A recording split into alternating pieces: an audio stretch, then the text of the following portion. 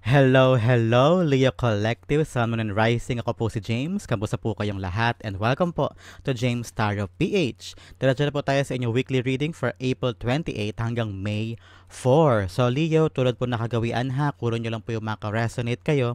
Tapos yung ibang bagay na hindi tugma para po sa ibang Leos yun. Kaya relax ka lang dyan. So palakasin mo po ang inyong intuition.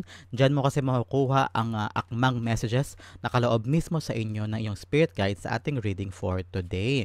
Maraming salamat po sa mga nagdo-donate sa ating channel and also for those who are simply not skipping the ads. Maraming salamat po sa inyong generosity, kindness, pagmamahal sa ating pong channel. So Leo, ano ang naghihintay sa iyo ngayong April 28 to May 4? Inhale and exhale. At the center of your reading, you have the Emperor card. Wow! In the area of what you want, you have the Nine of Cups. Kung alam nyo po, ang laging ating uh, dito sa reading natin, kapag lumalabas si Nine of Cups, tulad na kagawian, time na to para ikaw ay mag-wish because Nine of Cups is a wish fulfillment card.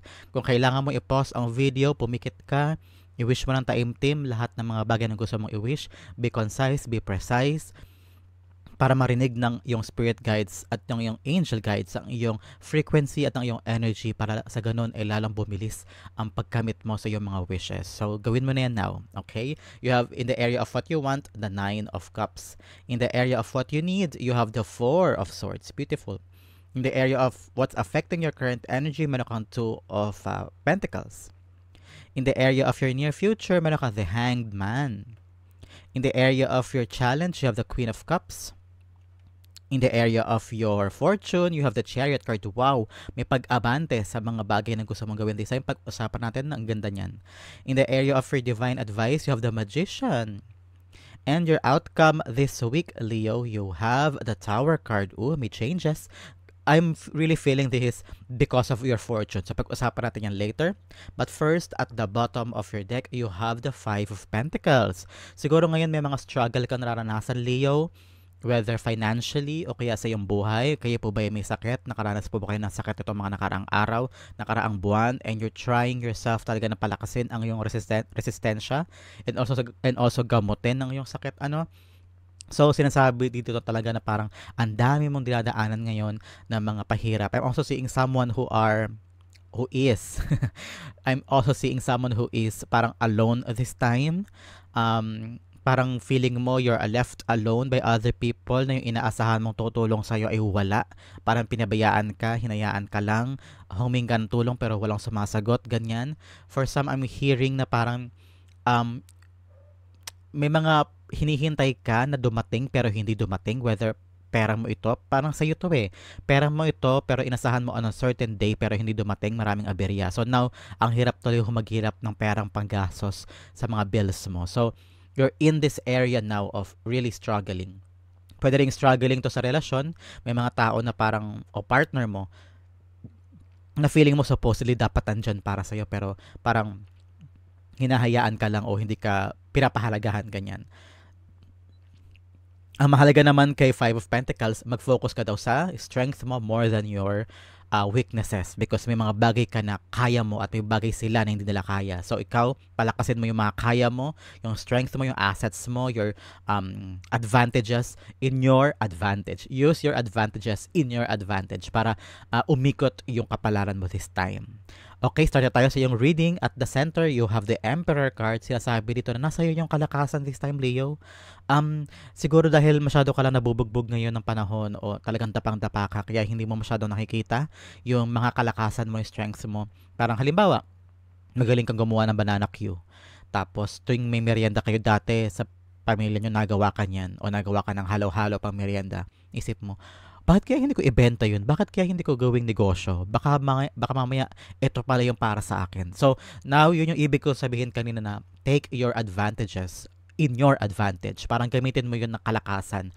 And baka yun yung para sa'yo. Yun yung mag-turn ng kapalaran in your favor. Okay? So now, your spirit guides are telling you na parang this time, sawa ka na, pagod ka na, ayaw mo na parang lagi nang nagmamakaawa, ayaw mo na lagi na parang humihingi ng tulong, o ayaw mo na lagi na parang lumalabas na ikaw yung nasa baba at sila yung nasa taas. Parang this time, you're taking the lead in your life. You're the leader now of your life. Parang hindi ka napapayag na awayin ka, apihin ka, maliitin ka. Parang laging ikaw yung talo, ikaw lagi yung nasa losing end ng mga bagay. Parang this time around, you're thinking of a lot of things in order to change that in your life. May pagsugod ako nakikita, parang okay, kung ito po ang trabaho ko, gagawin ko to. Kung ito ang mga uh, sideline o kaya may mag-alok sa'yo, gagawin mo agad.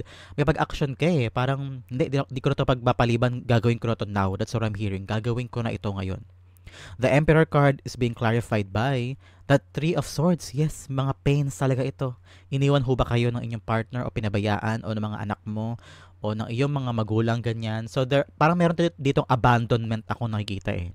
Merong mga tao na parang inasahan mo na nasa buhay mo pero wala. O kaya may inaasahan ka ring pera pero hindi dumating at the right time. So, ang daming pain sa life mo ngayon. Ang daming mga regrets din kasi parang dapat hindi ko pinagkatiwalaan to, dapat hindi ko binigay ito dapat hindi ko na yung kinausap, sana hindi to nangyayari. So may mga regrets ka rin doon sa mga nangyaring pain, and I want you to really forgive yourself in your participation in what happened. Hindi mo naman ginusto yun, hindi mo rin naman pinangarap na magkamali, o hindi mo rin pinangarap na ito yung kahantungan. It's just that nangyari na yun, nangyari na yun. It's in the past. And ang maganda dito with the Three of Swords, nasa past na to. At ito ko ngayon sa present. Ikaw ang emperor. Ikaw ang malakas. Ikaw ang matalino. Ikaw ang matapang. Kayang-kaya mo. At magagawa mo to. Kung ano man tong struggle na naranasan mo this time, gamitin mo yung mga past mong naranasan bilang lesson. I-add mo yun sa mga plano mo ngayon. At yun ang gawin mong simula moving forward. Kung ano man po yung plano nyo, magnegosyo, magtrabaho, lumipat. I'm seeing someone traveling and parang hirap na hirap ka mag-travel because you're leaving something behind. Very specific and for a very specific Leo dyan. And now is the right time for you to take hold of your life. Kontrolin mo na ngayon yung buhay mo. Kakayanin mo yan, Leo, okay? In the area of what you want, ito naman you have the Nine of Cups. Nine of Cups is like a wish fulfillment. O kaya fulfillment mo emotionally. And I'm seeing you want to have a life na you can pay the bills, you can buy this, hindi ka na hihirapan mag-grocery for the next weeks. Kaya yung bills hindi na madedelay, hindi na abutin ng due date, hindi na yung para makatakot kayo na puputulan kayo ng kuryente, puputulan kayo ng tubig. O kaya yung parang pag nangailangan may madudukot, may ipon, makakabili ng bahay. Marami kang pangarap dito na talagang pag ito Lord nakuha ko, I'm very, very fulfilled. I'm very, very happy. Pero ang contrast, you have the struggle at your background, and in your mind, ito yung pangarap mo, the fulfillment of your life. I know and ayaw mong pangarap, Leo. Pwede mo i-comment yan sa baba. Gamitin mo, I claim I will get this. O kaya, I claim this pasukan, mapaaral ko na sa college ang anak ko. Pwede mo isulat yan sa baba bilang yung affirmation or manifestation board. And para makuha mo yung frequency ng wish mo na yan, okay? I'm really, really digging and feeling yung talagang mga pangarap mo para makalayo ka sa Five of Pentacles. Now is the right time for you to really work on this. Ano yung handa mong gawin, nakakaiba this time, para matupad yung mga pangarap mo. Because old ways gave you heartaches. So you need new ways, you need new opportunities, you need new plans, differently from the past, okay? Para matupad to mga wishes mo. The Nine of Cups being clarified by the Seven of Cups, yes. You really need new ways. Alam mo, minsan talaga natatawa ako kapag tama yung confirmation ko for a certain one card. May mga gusto kang kunin, may mga gusto kang pangarap, ang daming options, ang daming paraan. You really need to find the right way to approach this, the right option to do this. Kaya kinakailangan talaga ng matalino, especially with the Emperor here. Emperor is a very wise person. Matalino siya, wise siya, strategic siya. So, yun din ang kailangan mo this time. Be wise, pag-isipang mabuti. Ano ba talagang gusto ko unahin dito sa mga to? Ang dami mong pangarap eh. Ang dami mong gustong gawin. Ang dami mong wishes. What is the first most? Yung talagang priority mo na doable now, attainable now, nakakayanin mong gawin. And doon ka muna mag-start. And always enjoy the process. Paunti-unti, makikita mo yung progress mo at masaya ikwento ang magandang tagumpay, hindi ba? So, now is the right time for you to take baby, kahit baby steps. Wag mong pahirapan ang sarili mo muna. Kasi nahihirapan ka na nga ngayon. Kaya wag mong dagdagan yung sobrang pahirap. Pero, in order for you to get a beautiful life out of your misery, kailangan mo talagang mag-step forward. And, maging mabait ka sa sarili mo on this process, okay? In the area of what you need, ito daw ang kailangan mo. Rest. Leo, marami ka sigurong trabaho this time. Marami kang ginagawa. Marami ka ring iniisip. I understand po kung kailangan magtrabaho araw-araw. Ako din nag-atrabaho araw-araw. So, I understand na talagang kailangan natin kumayod para makawala sa struggles natin. Pero, baka daw nakakalimutan mo na yung pahinga, nakakalimutan mo na parang matulog ng sapat na oras. Marami sa atin na 5 oras lang ang tulog, 3, 4, kasi marami tayong responsibilities, marami tayong duties, at talagang nakakapagod din yung trabaho na maraming oras din karamihan sa atin sa kalsada because of traffic. So I understand na maraming dahilan at legit na dahilan kung bakit nahihirapan tayo magpahinga. Pero now is the right time for you. Very specific itong tawag sa'yo ng spirit guides mo. Find time to rest. Pwedeng pagkatapos umuwi, magpahinga ka muna, wag mo muna isipin yung mga bagay-bagay. I'm hearing practicein mo daw yung ganong schedule. Pag uwi, pahinga muna kahit 1-2 oras, and then asikasuhin mo yung mga pangangailangan sa bahay pag uwi mo. Then maglaan ka ulit ng additional 2 hours, hindi para matulog lang, kundi para recreational entertainment, yung magpapatawa sa iyo, magpapaggaan ng isip mo. Pwedeng manood ka ng favorite mong K-drama, o maglaro ka ng, ano ba yung mga mga passion mo, sports mo, ganyan. Kung ano yung mga maghalahalaman ka, ganyan. Yung para marerelax yung isip at damdamin mo. And then saka ka matulog. Yung tulog, hanapan mo rin ng oras, parang strategy nga, maghanap ka ng strategy to find a very, very comfy na tulog. May magkasabi sa inyo, hindi nga ganito, hindi nga ganyan. Kaya nga hahanapan mo, ikaw mismo ang maghahanap ng mga diskarte para makapagpahinga ka. Because spirit guides mo are really telling you, huy, kailangan magpahinga. Kasi kung pagod ka araw-araw, paano mo haharapin yung mga hamon para bukas, hamon para next month. Kung talagang ngayon pa lang drain na yung battery mo, di ba? Kung yung cellphone nga, charge lagi, di ba? Ikaw pa kaya na talagang kumakayod sa buhay, di ba?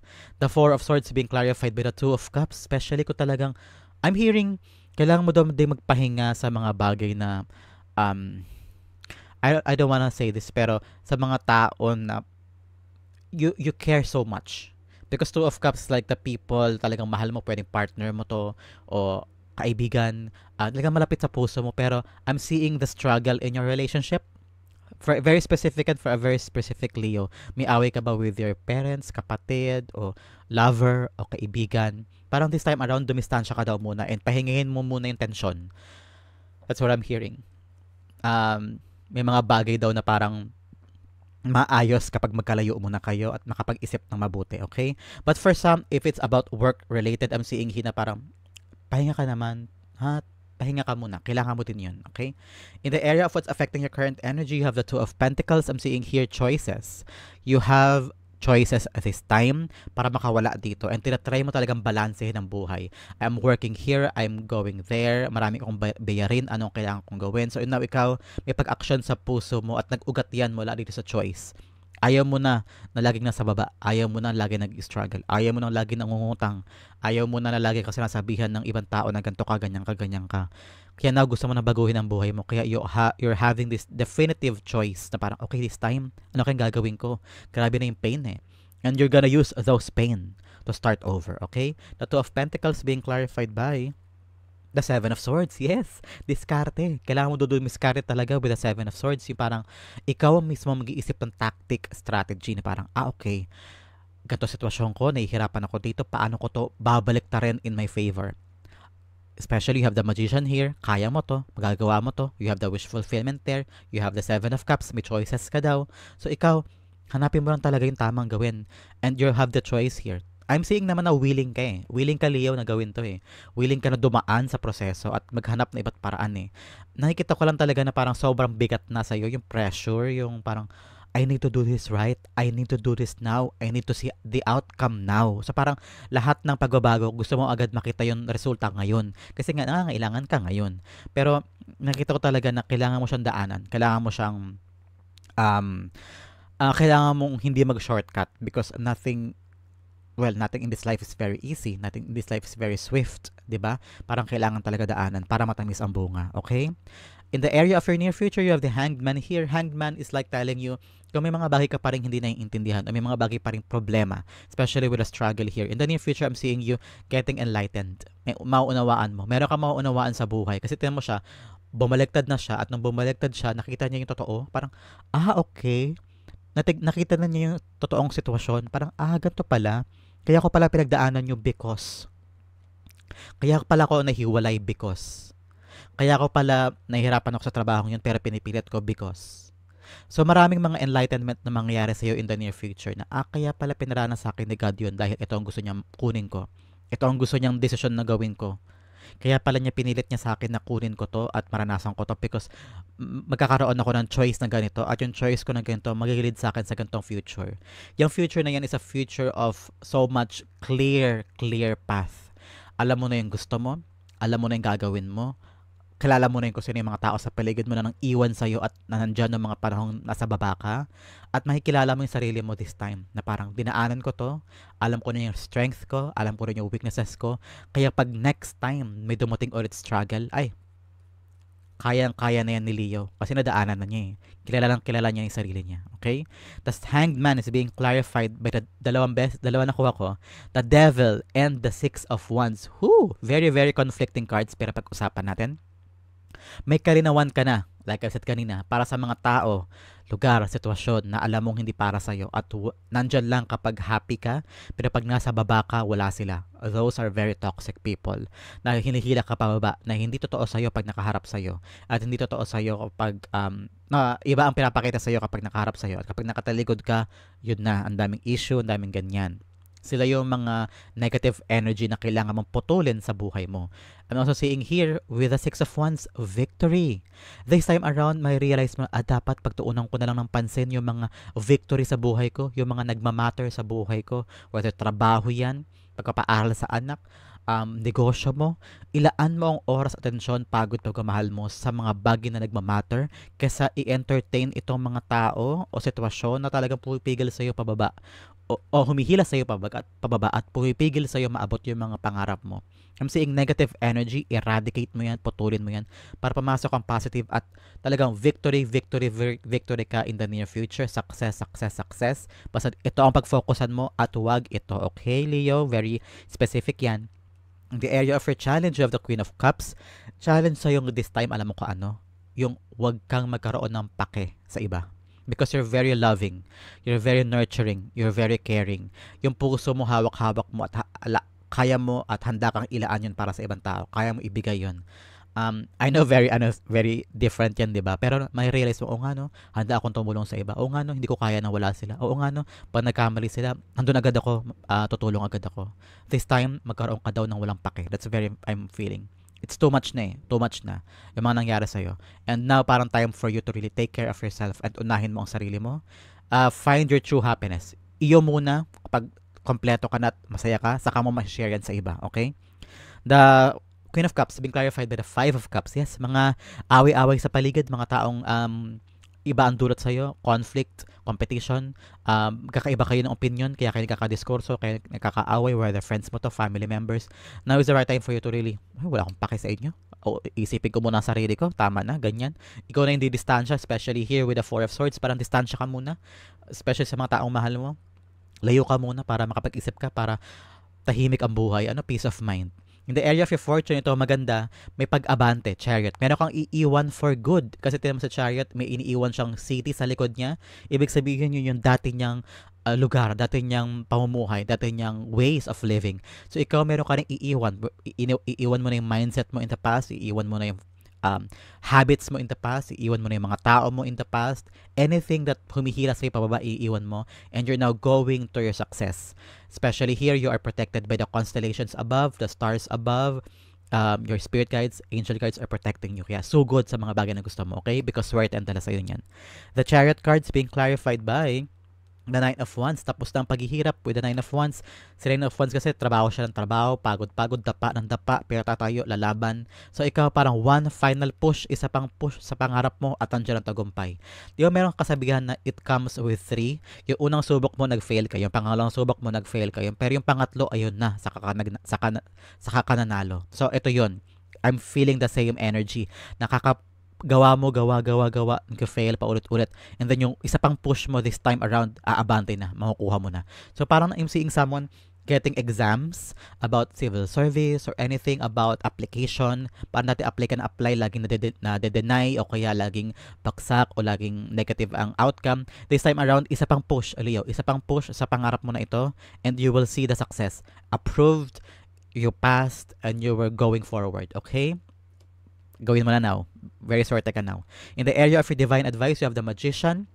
Like I've said, paalala sa'yo ng spirit guides mo, huwag ka daw matakot. Kaya mong gawin this time. You have the Magician card. Si Magician, kahit anong isipin niya, kaya niyang i-manifest from, kaya niyang i-manifest yung kanyang idea into reality. Kung ano yung idasal niya, natutupad niya because kaya niya. Nasa kanya yung strength and the abilities and the skills. Kaya ikaw rin, kaya mo rin. The Magician cards being clarified by the Page of Wands. Yes, ma-excite ka daw sa buhay, ma-excite ka sa mga challenges, ma-excite ka sa mga opportunities dahil kaya mo. Huwag ka daw lagi matakot.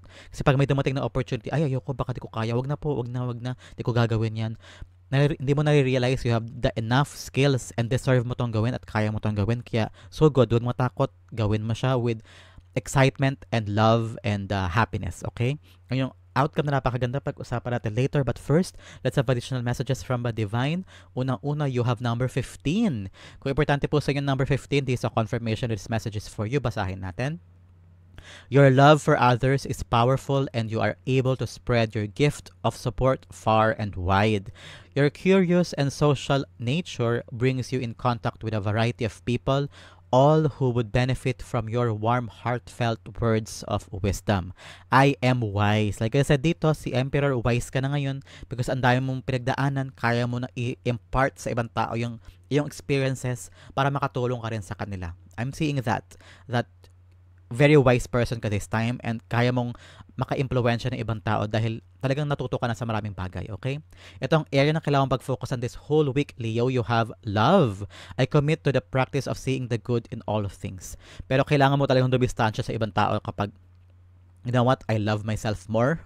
I'm preserving our relationship, kaya lalayo muna ako para wala lang gulo, okay? O wala lang conflict. Pag okay ka na, okay na rin ako, saka tayo ulit mag-meet, ganyan. In the area of your outcome, you have the Tower card. Things will change for you, especially here with the Fortune. Yung pag-abante mo, magbabago sa buhay mo this time. Aalis ka na sa struggle na to. You will get a very clear path moving forward pagpasok ng Mayo. I'm seeing you a better Leo. I'm seeing na parang this time around, hindi ka napapa-apekto, hindi ka napapa-provoke. Kapag alam mo yung conflict, pag alam mo yung conflict o drama hindi makakatulong sa'yo, alis ka na. Kasi alam mo nga, gusto mo muna success, di ba? Iisipin mo na lang yung success mo kaysa gulo ng ibang tao. Isipin mo na lang dapat nag-matter. So talaga nagbago yung mindset mo, nagbago yung approach mo sa buhay, which is really, really good. The Tower cards being clarified by the Five of Pentacles. Wow! Background and outcome. Ibig sabihin, yung struggles mo daw magbabago na. Itong Five of Pentacles, magbabago na daw yung struggle mo this time. You are gaining your strength, you know your worth, at yung advantages mo, yung strength mo, palalakasin mo this time, at alam mo na yung mga ways and secrets of life para kung madapa ka man ulit, alam mo na, babangong ka kaagad at alam mo na agad yung gagawin. At hindi ka na maulit yung dati. Yung past heartaches, wala na yan kasi natuto ka na at alam mo na ang mga paraan sa buhay. Okay, Leo, that is your April 28 to May 4 reading. Sa po kayo nakarelate, sa po kayo nakaresonate, comment down below and I'll be reading your messages. Thank you again for watching.